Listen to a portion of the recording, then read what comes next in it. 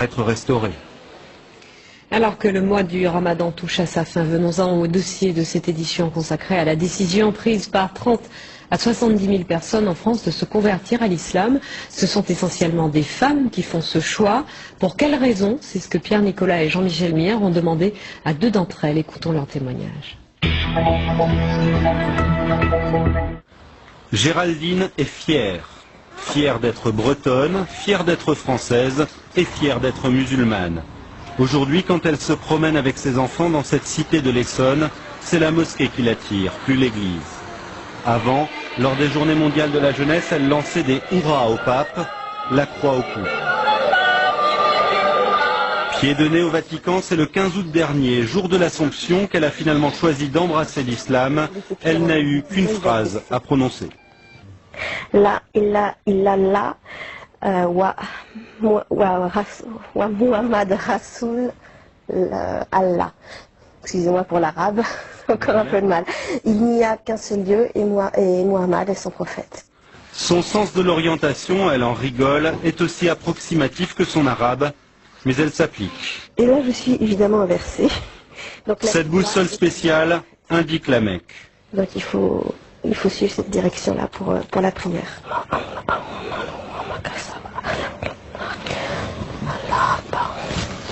Depuis qu'elle porte le voile, sa fille trouve que maman ressemble à une africaine, mais Géraldine se sent mieux dans sa peau. Avant ma conversion, il me prenait plus pour une femme française facile, etc. On va dire vraiment quelqu'un qu'on va draguer et c'est tout. Depuis que j'ai le voile et que je suis musulmane, je suis une femme qu'on respecte et une sœur. Géraldine l'avoue, elle a besoin de règles et l'islam lui en donne. Par exemple, elle ne touche plus aux bouteilles sur son frigo. Un regret? C'est plus quand je mange, par exemple, un plat typique qu'on a l'habitude de mettre de servir avec un vin rouge, ou même les huîtres que j'ai mangées dimanche sans muscadet, c'était un petit peu tristounet finalement, puis c'est bien passé avec le citron. La conversion de Valérie est plus ancienne. Élève brillante, doctorante, elle a franchi le pas il y a 2 ans. On ne peut pas dire que ses parents ont mal réagi, mais ce n'était pas non plus le fol enthousiasme dans sa famille. Je dirais pas que ça les a intéressés. C'est-à-dire que je pense pas qu'il y ait une personne dans ma famille qui ait lu un livre sur l'islam depuis ma conversion. Ou qui ait fait une quelconque recherche. C'est plutôt arrête de nous saouler avec ça.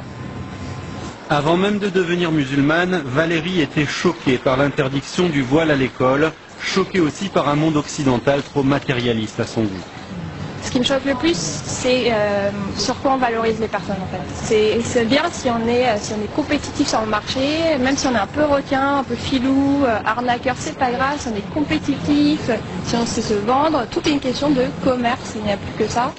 Quand l'occasion se présentera, Valérie épousera un musulman. Le Coran, de toute façon, ne lui laisse guère le choix. S'ils ont des enfants ensemble, elle les éduquera selon les valeurs de l'islam, libre à eux de choisir leur religion quand ils seront majeurs.